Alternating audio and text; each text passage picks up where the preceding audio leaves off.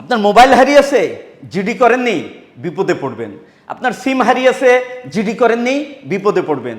আপনার NID card হারিয়েছে, আপনার ড্রাইভিং লাইসেন্স হারিয়েছে, জিডি করেননি, বিপদে পড়বেন। আপনার মোটরসাইকেল বা গাড়ি চুরি অথবা হারিয়েছে, আপনি মামলাও করেননি, জিডিও করেননি, আপনি কিন্তু বিপদে পড়বেন। আপনার যদি এইভাবে কোনো মোবাইল, কোনো সিম, কোনো এনআইডি কার্ড, স্বাক্ষর করা চেক, আপনার মোটরসাইকেল বা আপনার গাড়ি হারিয়ে যায় বা চুরি হয়, অবশ্যই আপনি জিডি অথবা মামলা করবেন।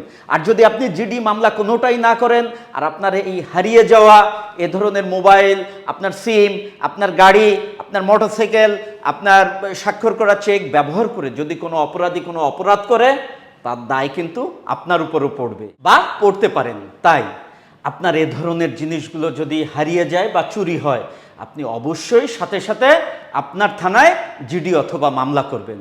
ধন্যবাদ।